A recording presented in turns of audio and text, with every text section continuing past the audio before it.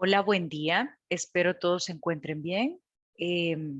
Vamos a continuar con las ponencias de este curso virtual de epilepsia. En esta ocasión hablaremos acerca de fármacos anticrisis en epilepsia y nada más quiero hacer referencia en la diapositiva que ustedes en estos momentos ven.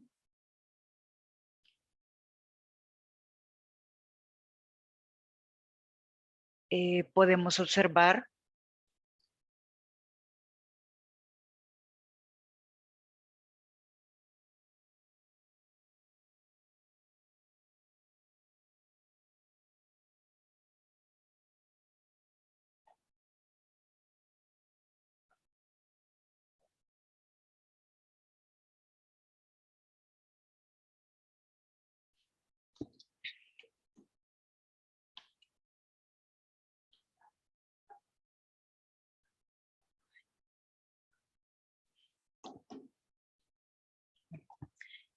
hola. Buen día a todos, espero se encuentren bien. Vamos a ver, ay, ¿dónde está? ¿Dónde está?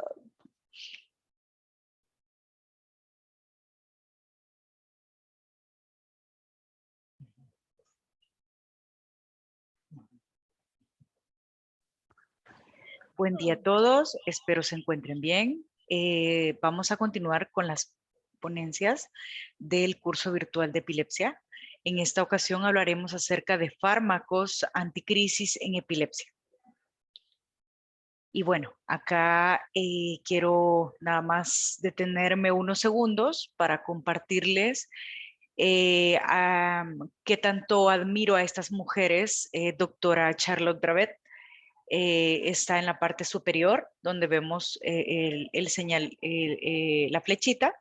La doctora es epileptóloga y es una fuerte trabajadora con pacientes en Fundación Dravet por el síndrome de Dravet que ella misma descubrió. Doctora Lilia Rocha es una mexicana que trabaja mucho en la investigación de epilepsia farmacoresistente. Doctora Silvia Cochen es una argentina que trabaja mucho también por epilepsia en ILAE y en otro tipo de grupos. Y a quien quiero mucho, aprecio mucho es a doctora Iris Martínez, también ella fue mi profesora en epileptología y es mexicana y es formadora de epileptólogos en Latinoamérica. Y bueno, entonces en este caso vamos a tratar de investigar, de buscar, de actualizarnos con respecto a los fármacos anticrisis. Como ya se dieron cuenta, el término o el nombre ya cambió. Es diferente y lo que corresponde pues es irnos actualizando con los nombres, ¿verdad? Fármacos antiepilépticos. Este término se utilizaba antes porque se eran mal llamados de esta forma, en donde se hablaba acerca de medicamentos en contra de las crisis epilépticas o en contra de la epilepsia, ¿verdad? Pero en este caso, la modificación del nombre es porque los medicamentos van a ajustar o a modificar el comportamiento de las crisis epilépticas, no de la epilepsia en general. Y bueno, cerca de 1 a 2% de la población requiere de medicación para tratar epilepsia. Vamos a resumir con estos términos PCE, persona con epilepsia, ¿verdad? Entonces, la terapia farmacológica o los medicamentos anticrisis son el pilar de tratamiento en epilepsia y es el primer tipo de tratamiento que se debe de ofrecer siempre a una persona con epilepsia. Existen más de 20 fármacos anticrisis y los fármacos anticrisis son tratamiento sintomático que controla las crisis epilépticas. Su escoge depende de crisis, del tipo de crisis epiléptica y síndrome epiléptico, entre otro tipo de cosas. Eh, Quizás lo último es lo más relevante, ¿verdad? Es el tipo de crisis epiléptica y el síndrome epiléptico. Quiero hacer aquí una pausa porque el tratamiento sintomático se refiere a que, como vemos en esta imagen, una persona que tiene crisis epilépticas en el contexto de epilepsia, si toma su medicamento, el circuito eléctrico que se puede activar o hiperactivar, como es lo que sucede en epilepsia, si toma el medicamento el paciente, estará en modo apagado, en modo de reducción de posibilidad de crisis epilépticas, pero si el paciente deja de tomar su medicamento, el sistema eléctrico se activa y está encendido y en cualquier momento puede presentar descargas hipersincrónicas y anormales, es decir, crisis epilépticas, y por lo tanto, esta es la importancia de saber que los medicamentos anticrisis no son curativos, sino que son medicamentos que nos apoyan para reducir marcadamente la posibilidad de que se presenten nuevamente las crisis epilépticas. Estos medicamentos tienen propiedades relevantes, farmacocinéticas, interacciones droga-droga y efectos adversos y toxicidad son de las más relevantes que pueden hacer la diferencia entre continuar o no continuar con este medicamento, además de su efectividad. Todas estas características o estas propiedades son relevantes y están en estrecha relación con fallas a la adherencia al medicamento. Cerca de un 30-40% de los pacientes, si llegan a tener algún tipo de problema con lo anterior, puede ser y es altamente probable que dejen de tomar sus fármacos anticrisis y por lo tanto recaer en su epilepsia, ¿verdad? La Academia Americana de Neurología en 2004 y 2018 reportó que de todos los nuevos fármacos anticrisis, no existía diferencia en controlar las crisis epilépticas, pero sí existía una mejor tolerancia que los antiguos, lo que aumentaba la probabilidad para el apego y por lo tanto reducía la posibilidad de este 30-40% de mala adherencia al tratamiento. Y bueno, el tratamiento o con los fármacos anticrisis asegura que haya un adecuado control hasta en un 50 a un 70% de los casos, si nosotros escogemos correctamente el fármaco anticrisis. También es sabido, y quizás es altamente relevante, aquí también haré otra pausa, porque el tratamiento temprano reduce la recurrencia durante al menos 2 años después de la primera crisis única no provocada de alto riesgo llamada epilepsia, ¿verdad? En una de sus definiciones. Aquí, como les comenté, haríamos una pausa debido a que la epilepsia se caracteriza porque crisis traen más crisis. Si sabemos que las crisis epilépticas se controlan y se reducen con el tratamiento antiepiléptico, que es el tratamiento de primera línea, pues su ausencia puede traer empeoramientos, ¿verdad? Estos empeoramientos pueden traer más crisis epilépticas y también farmacoresistencia. Siempre debemos de apuntarle a la monoterapia inicial, a un solo tipo de fármaco antiepiléptico, y luego podemos pensar en adicionar otros antiepilépticos. En algunos casos se puede hablar de cambiarlo, ¿verdad? Pero siempre debemos de tener en cuenta que el tratamiento inicial es monoterapia. Hasta un 30-40% de las personas que usan medicamentos anticrisis presentan efectos adversos y los nuevos se caracterizan que estos son igualmente en eficacia, mejor tolerabilidad y hay menor toxicidad, ¿verdad? Según lo reportado por la Academia Americana de Neurología y por la Asociación Estadounidense de Epilepsia. Y bueno, qué mejor forma que podamos aprender acerca de cómo vamos a utilizar los medicamentos y qué medicamentos vamos a utilizar más que con casos clínicos. Por lo tanto, vamos a empezar con unos pocos casos clínicos y luego con el complemento de la parte teórica. Bueno, si tenemos una crisis de inicio focal, lo vamos a tratar. Aquí les presento el caso de una mujer que debuta con una primera crisis tónico-clónico generalizada. Esto fue a los 55 años. En la historia clínica, la paciente reportó que presentó en un pasado eventos aislados de molestias en la boca del estómago, es decir, epigástricas, y sensación de mariposas en este. Lo anterior duraba unos segundos hasta 1 o 2 minutos y posterior a ello ella presentaba dolor de cabeza y cefalea. Llegó a presentar, mientras estos episodios estaban activos, de 3 a 4 eventos por mes, pero los últimos meses estaba sin ello. El familiar también compartió un video donde a través del video en el celular, un video casero, podíamos verificar que ella estaba con un evento en donde presentaba la mirada perdida, los ojos abiertos, se lamía sus labios, le hablaban y ella no respondía y repetía el movimiento con la mano izquierda y la mano derecha estaba fuertemente sosteniendo un plato que lo cual duró aproximadamente 1 minuto y allí termina el video, luego finaliza, le hacen preguntas y ella da algunas respuestas ante estas preguntas, pero no responde acorde a las preguntas, ¿verdad? Esta mujer tiene el antecedente de un trauma cráneoencefálico con pérdida del estado de alerta durante unos minutos, fue hace 6 años, no requirió hospitalización ni otro tipo de intervención y tampoco fue estudiado. De antecedentes ginecobstétricos, nació en casa con partera, todo lo demás aparentemente fue normal. Tuvo antecedentes personales familiares negados, según lo que describieron.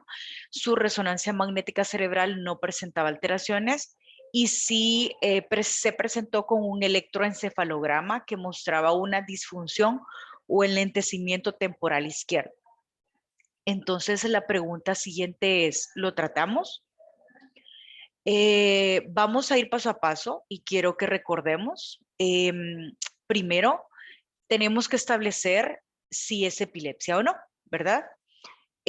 Como el cuadro se caracteriza por una convulsión tónico-clónico generalizada o como, según los términos actuales, es una crisis con bilateralización, junto a otro tipo de síntomas, ¿verdad? Otro tipo de crisis en donde hubieron crisis focales simples o con conservación de la conciencia, con síntomas autonómicos, como lo que ella describió de las molestias epigástricas y sensación de mariposas, y otro tipo de eventos en donde ella presentaba alteración de la conciencia con manifestaciones motoras, ¿verdad? Podemos tener 3 tipos de crisis y estos 3 tipos de crisis se caracterizan por estar dentro de un síndrome epiléptico. Este síndrome epiléptico es llamado epilepsia del lóbulo temporal mesial, ¿verdad? Quizás para mí es un poco fácil poderlo decir o detectar, pero quiero darles las herramientas para que ustedes puedan identificar sin ser neurólogos o epileptólogos, ¿verdad? Veamos, entonces vemos el análisis en retrospectiva y podemos verificar que existen algunos factores de riesgo de recurrencia si solo ponemos nuestra lupa en la convulsión que se reportó y me hago de la vista gorda de los episodios que se reportaron. Existen algunos factores de riesgo de recurrencia que también me apuntan a que lo anterior fue importante. Vamos a analizar los 4 factores de riesgo que informan o que nos ayudan para que si tenemos una primera convulsión no provocada, ¿cómo podemos saber si es de alto riesgo de recurrencia? Pues justo esto coincide con ello y veamos, si existe un insulto cerebral previo, como un evento cerebrovascular o trauma craneoencefálico, eso aumenta la probabilidad o hace que la convulsión sea,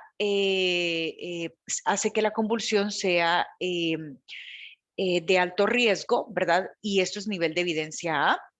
El electroencefalograma con anormalidades epileptiformes es otro dato importante y es nivel de evidencia A. Lo anterior lo tenía nuestro paciente, ¿verdad? Nuestra paciente tuvo un insulto cerebral previo llamado trauma craneoencefálico y tiene un electroencefalograma con anormalidades. Tal vez no son epileptiformes específicos, pero la disfunción focal sí es un dato importante. Anormalidades significativas en neuroimagen, ella no lo tenía, y una convulsión nocturna que tampoco se describió. Pero fíjense, entonces tenemos dos datos. Si yo lo veo como puramente crisis tónico-clónico generalizada única, sí tiene factores de recurrencia y por lo tanto, desde este punto de vista, yo también puedo hablar que es una convulsión de alto riesgo y que por lo tanto procede el diagnóstico de epilepsia, ¿verdad? Pero si nosotros le damos la importancia, que es lo correcto, le damos la importancia a estos otros eventos con y sin alteración de la conciencia, podemos concluir el síndrome epiléptico del tipo que ya les describí. Entonces, la pregunta era, ¿lo tratamos o no lo tratamos? Y la respuesta es, sí lo tratamos. Veamos acá, en este caso estamos en este contexto, en el que hubo un inicio focal y hubo una crisis tónico-clónico generalizada o bilateralizada, ¿verdad? Entonces fue focal, ¿por qué? Porque la paciente había presentado manifestaciones de compromiso de un solo hemisferio, es decir, los síntomas focales son las crisis focales autonómicas sin alteración de la conciencia y las crisis focales con alteración de la conciencia y síntomas motores, llámese automatismos orolinguales y manuales, ¿verdad? Entonces, esto es lo importante en este caso. Ahora vamos con el otro caso. El segundo caso es un masculino de 20 años. Él inició a los 15 años y él describe lo siguiente.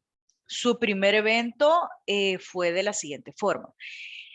Él estaba sentado, estaba conversando y de repente dice, sentí que se me alteró mi pensamiento durante unos segundos. Luego desperté en el hospital con dolor de cabeza y describe, mi madre dijo que convulsioné. Le trataron con carbamazepina una cada 12 horas. Aparentemente estuvo 6 meses sin ningún problema y luego él presenta lo siguiente. Describe, yo iba caminando, no tuve aviso, al despertar estaba en el hospital, me había mordido la lengua y fue de los dos lados de la lengua. La persona que le apoyó o auxilió a este paciente dijo que vieron que la pelota con la que estábamos jugando se le fue, vieron que yo no fui por ella, le hablaban y no respondía y segundos después él cayó al piso, lo notan rígido de brazos y rodillas con ojos abiertos. Le tratan entonces con carbamazepina 200 miligramos cada 8 horas. Posterior a este evento, se le realiza un electroencefalograma y el electroencefalograma es positivo con hallazgos de polipunta, onda lenta generalizada, como lo podemos ver en esta época en un montaje bipolar, doble banana, ¿verdad? Entonces vemos la actividad de polipunta generalizada, predominio frontocentral bilateral. Este joven de 20 años presenta otro evento tomando el medicamento. Estaba, como recordamos, tomando carbamazepina cada 8 horas y describe que 8 meses después del primer evento, dice, era como si tuviera hipo o me estuviera asustando.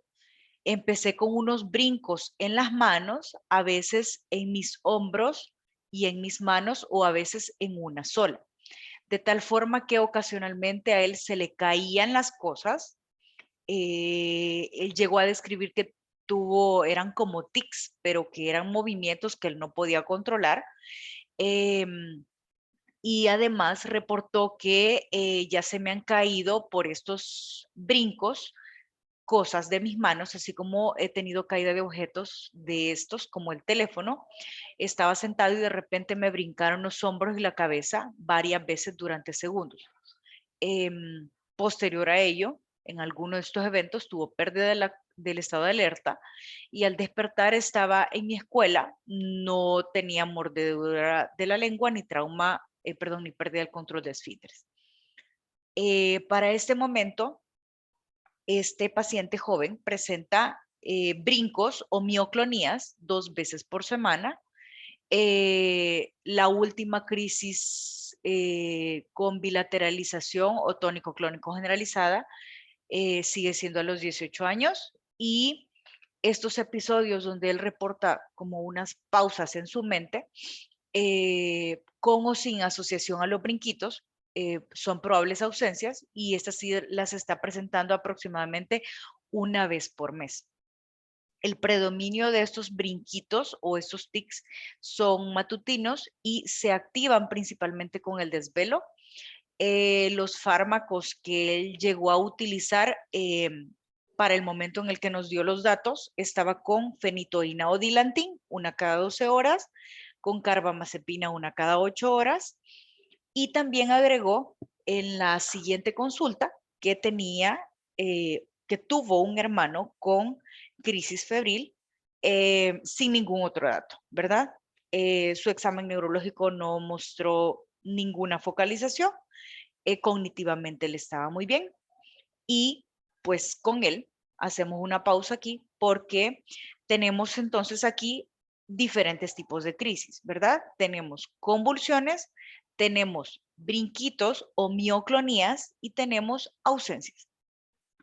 Estos son los tipos de crisis. El tipo de epilepsia es una epilepsia idiopática generalizada con crisis de ausencias y el síndrome epiléptico específico es una epilepsia mioclónica juvenil clásica, ¿verdad?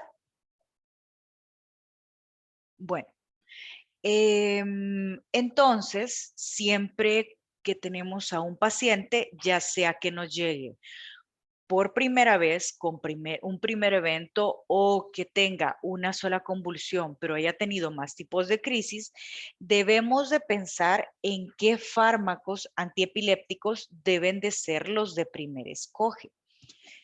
En la actualidad tenemos al menos 20 o más fármacos antiepilépticos o anticrisis, perdón, de los cuales podemos contar para poder apoyarnos en el tratamiento de ambos casos, de los dos pacientes, tanto del inicio focal como de inicio generalizado.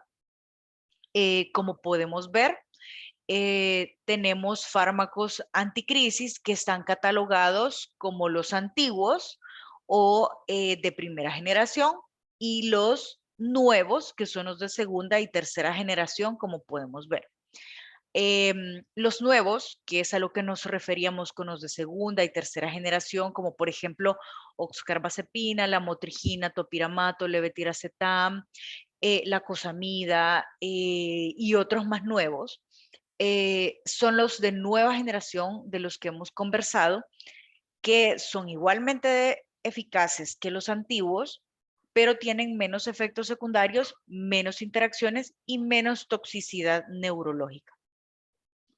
Y bueno, entonces, con respecto a en qué nos vamos a basar, ya creo que nos quedó claro que ambos pacientes tienen epilepsia y que ambos pacientes tienen eh, crisis de características específicas, crisis focales en el primer caso y crisis generalizadas en el segundo caso. Y por lo tanto, al tener claridad del tipo de crisis, entonces tenemos que analizar qué evidencia hay para poder ofrecer el mejor tratamiento. Existen algunos estudios muy relevantes que han aportado datos que nos permiten concluir en la actualidad, como por ejemplo el estudio SANAD en el 2007, que concluyó que para las crisis focales, oxcarbazepina y la motrigina eran los antiepilépticos de elección. Sin embargo, para nada más quiero hacer como o remarcar que para este año levetiracetam no estaba presente en el Reino Unido, que fue el país donde se realizó el estudio. Y para crisis generalizadas se encontró que el valproato era el medicamento de elección para ¿verdad? Se hicieron otros estudios, siempre en Reino Unido, entre el año 2000 y el 2010, que aportaron mejores datos, en donde informaron que la motrigina y levetiracetam eran excelentes opciones tanto para crisis focales como para generalizadas. Y el último es el de 2017, un metaanálisis hecho en Cochrane, en donde describe que para crisis focales los mejores antiepilépticos recomendados son carbamazepina, lamotrigina y levetiracetam por sus siglas establecidas por la ILAE. Y para las crisis generalizadas, valproato, lamotrigina y levetiracetam. Aquí nada más solo debemos de tener, hacer una pausa y recordarnos de este pequeño asterisco porque valproato es un medicamento que es excelente para las crisis generalizadas, pero en las mujeres en edad fértil debemos siempre de tomarlo como una segunda o tercera opción, ¿verdad? Y bueno, como podemos identificar, al seleccionar el fármaco antiepiléptico adecuado, tenemos el tratamiento inicial que sería la monoterapia que vamos a ofrecer a una epilepsia de nuevo diagnóstico y vamos a saber desde ya que la probabilidad para que nuestra persona con epilepsia quede libre de crisis es cerca del 50%. No significa que si yo le doy medicamento, usted va a dejar de tener crisis. No, 50% de probabilidad es de que sí exista mejoría marcada o control de hasta un año de crisis, ¿verdad?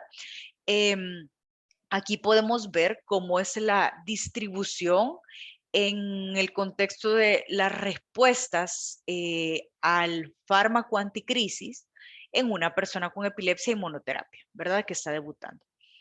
Vemos que cerca del 70% de la curva corresponde a las personas con epilepsia que se controlan. Un porcentaje se controlan fácil, pero otro porcentaje no tan fácil. Es decir, que a veces tenemos que esperar de 3 a 6 meses para tener libertad de crisis con la dosis óptima del antiepiléptico. Y un 30% se va a presentar, 30-40% se presenta con dificultad en conseguir la libertad de crisis, y aquí pues tenemos que analizar varias situaciones, dentro de ellas el fármaco que estamos utilizando en base al tipo de crisis epiléptica. En esta distribución bimodal también podemos ver cómo los que se controlan fácilmente son cerca del 47-50% y los que tienen problemas son hasta un 40% de los casos. Y bueno, creo que siempre debemos de tener como objetivos claros. Tengo un paciente con epilepsia, tengo el diagnóstico claro, por lo tanto, tengo claridad que debo de ofrecer tratamiento, y también yo como médico debo de tener objetivos claros para poder ofrecer el mejor tratamiento y no generar falsas expectativas. Mi principal objetivo es ofrecer monoterapia, colaborar con libertad de crisis epilépticas y reducir o no tener efectos adversos. Existen medidas de autocuidado que nos pueden colaborar y son altamente relevantes, por las que necesitamos el apoyo del paciente y la familia, y principalmente consisten en evitar activadores como alcohol, como el insomnio, como el estrés o controlar el estrés, o controlar y o tratar situaciones como ansiedad o depresión. Debemos siempre de tener expectativas reales, es decir, que debemos de recordar que los fármacos anticrisis no curan, Hay un largo plazo de tratamiento generalmente y muchas veces los fármacos anticrisis deben de incluirse en la vida del paciente durante muchos años. La mayor parte de veces son requeridos.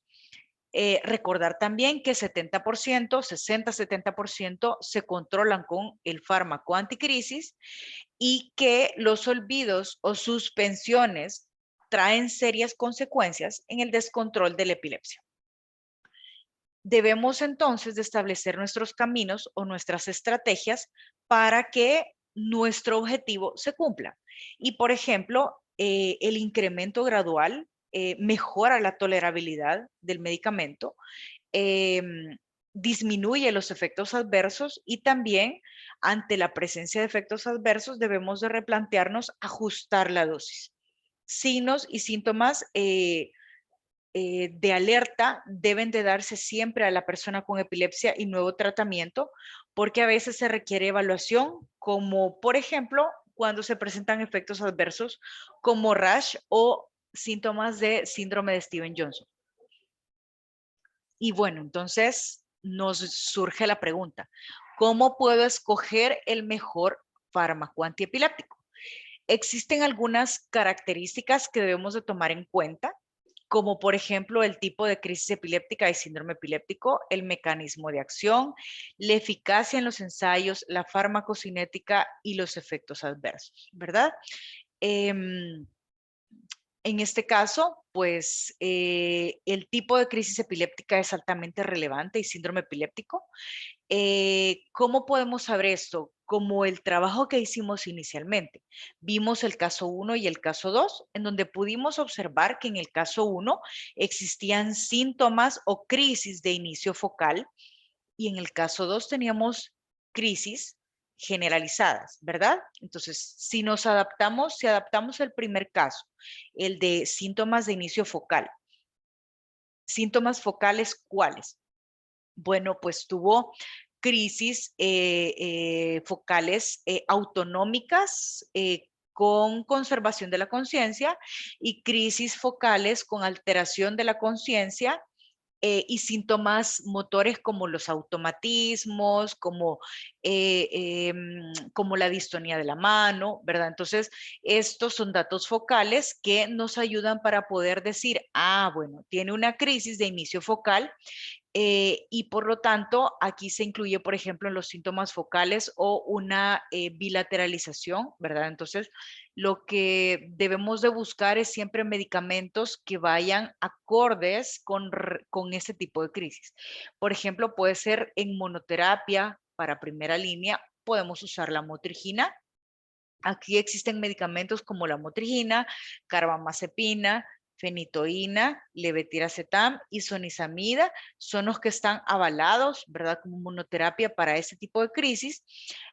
Aunque aquí se describe como otras opciones, como les decía, carbamazepina, levetiracetam, sonizamida, fenitoína, valproato, topiramato, carbazepina, gabapentina, fenobarbital, y otros nuevos como brivaracetam, eslicarbazepina, lacosamida o perampanel. Y hay otros que son de tercera línea, ¿verdad?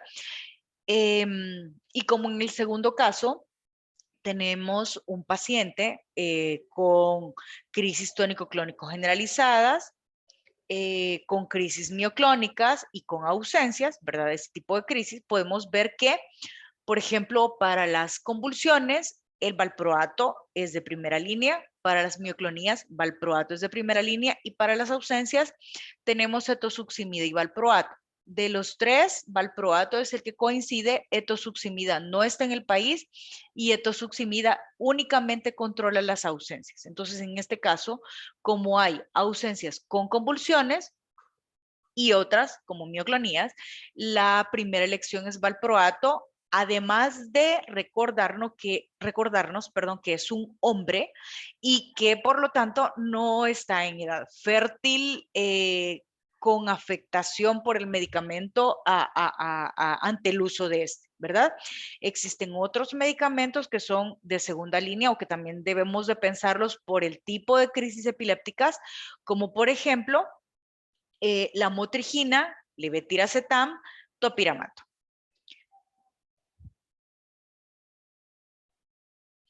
Y pues recordemos que los fármacos anticrisis deben o tienen su mejor recomendación según el tipo de crisis epiléptica. Entonces, para que nosotros tengamos alta probabilidad de que nuestro paciente esté contento y con libertad de crisis idealmente y haya una mejoría que vaya progresiva con el tiempo, debemos siempre de recordar que, por ejemplo, medicamentos, como vamos a ver acá, valproato sí es bueno para crisis focales, es bueno para convulsiones, tiene espectro también para ausencias, para mioclonías, para otros síndromes epilépticos, ¿verdad? Como Lennox-Gastaut o como Dravet. Veamos también, por ejemplo, levetiracetam, si se fijan, tiene buen espectro, tiene un amplio espectro en donde puede controlar tanto crisis focales como convulsiones primarias, ausencias y mioclonías, ¿verdad? Entonces, los medicamentos quizás aquí podemos como dividirlos en amplio espectro y estrecho espectro. Los que tienen amplio espectro son valproato, son por ejemplo levetiracetam, la motrigina que también tiene un amplio espectro para controlar la mayor parte de crisis. Eh, Principalmente, ¿verdad? Y existen otros que son como más focalizados. Por ejemplo, o tienen un espectro más estrecho. Por ejemplo, carbamazepina.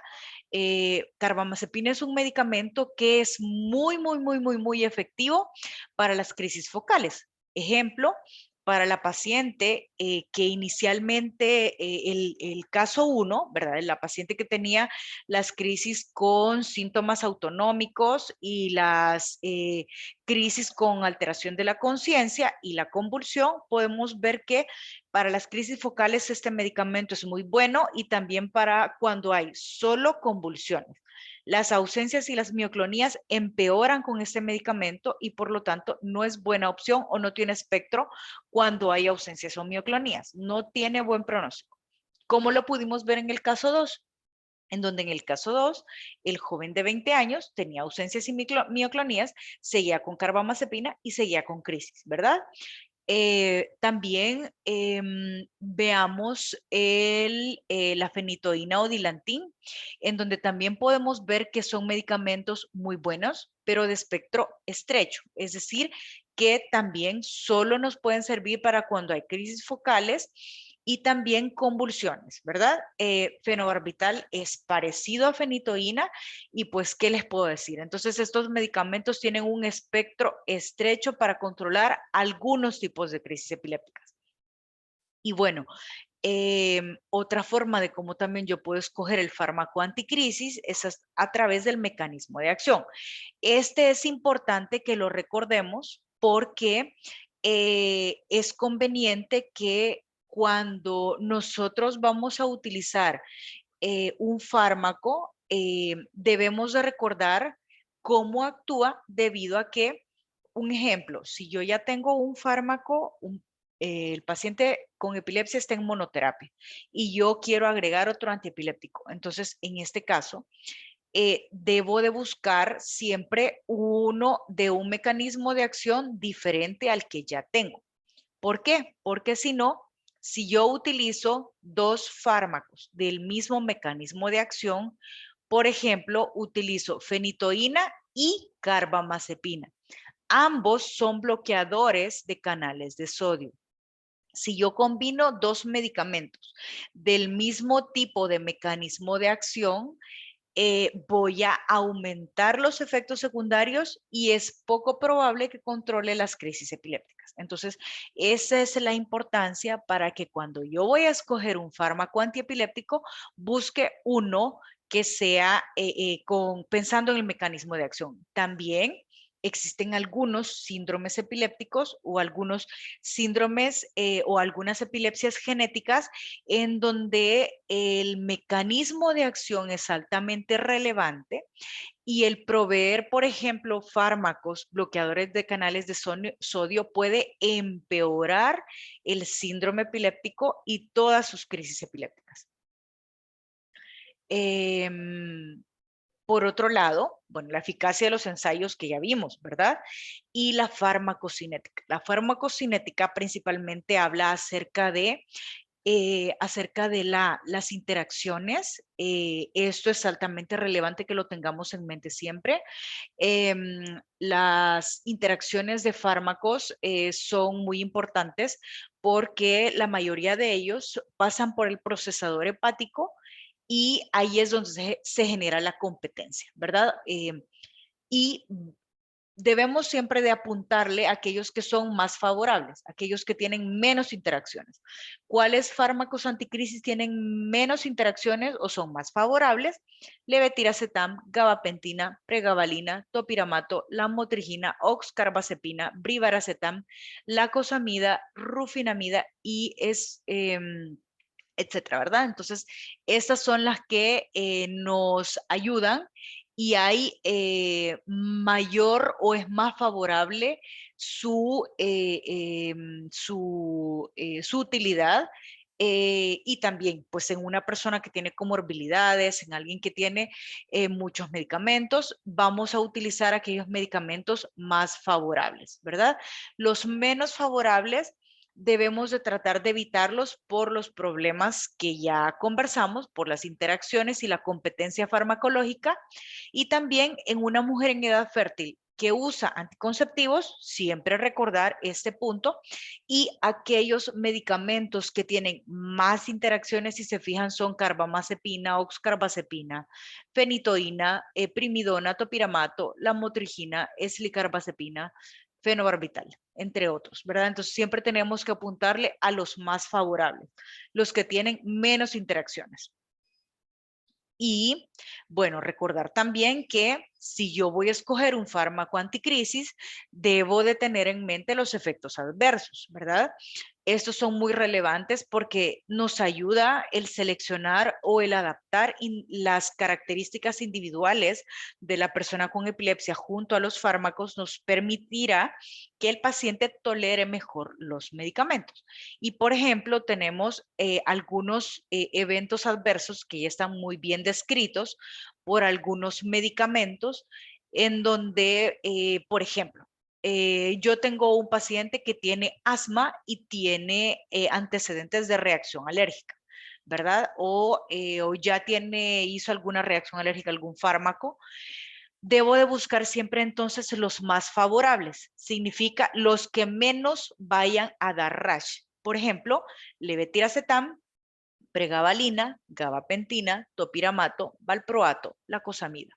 Si el paciente tiene asma o tiene alergias, es altamente importante que trate de evitar la motrigina, carbamazepina, oxcarbazepina, fenitoína o eslicarbazepina. Si, por ejemplo, tengo a un paciente con epilepsia y hepatopatía, hígado graso, cirrosis, etcétera, los medicamentos de elección son levetiracetam, pregabalina y gabapentina. Si existe una situación basal en donde el paciente tenga antecedentes familiares o antecedentes personales de depresión, trastorno bipolar, ansiedad, contacto con algún psiquiatra, seguimiento por psiquiatra, psicólogo o psiquiatra, siempre debemos de replantearnos y buscar aquellos medicamentos que no van a empeorar su condición afectiva. Por ejemplo, vamos a buscar predominantemente la motrigina, carbamazepina, oxcarbazepina, valproato, que son moduladores positivos del afecto. Y vamos a tratar de evitar fenitoína, levetiracetam, brivaracetam, perampanel, cloazam, fenitoína, u otros, ¿verdad? Que son los que empeoran la situación afectiva. De igual manera, si tenemos, por ejemplo, pacientes con una predisposición para estar dormidos, ya sea por un síndrome de apnea, hipopnea obstructiva del sueño, Entre otros, vamos a predominantemente buscar aquellos medicamentos que les estimulan el ánimo, que los mantienen más despiertos, como la motrigina, por ejemplo, o si hay un problema cognitivo, ¿verdad? Es decir, hay discapacidad cognitiva o hay una demencia, etcétera, vamos a ir buscando aquellos medicamentos que mejoren la condición cognitiva o al menos no la empeoren, como la motrigina o la cosamida. De igual manera, el peso puede verse modificado por los fármacos antiepilépticos o anticrisis, y por lo tanto, si tengo un paciente que esté en sobrepeso, obesidad o síndrome de apnea obstructiva del sueño, por ejemplo, o un síndrome metabólico, vamos a ir buscando mejor aquellos antiepilépticos que puedan colaborar con reducir su peso, como topiramatos o nisamida, ¿verdad? Y los menos favorables, pues tomarlos siempre en cuenta. Les quiero compartir que en línea ustedes pueden obtener estas sugerencias de cómo poder seleccionar el fármaco antiepiléptico de la mejor manera. Podemos, si se fijan, lo principal es saber el tipo de crisis, el tipo de crisis epiléptica que tiene el paciente. Ese es lo basal para poder definir en qué casilla estamos y seleccionar cuál es el antiepiléptico de primer nivel o de primera opción que vamos a tener. Además, junto a lo anterior, debemos de analizar siempre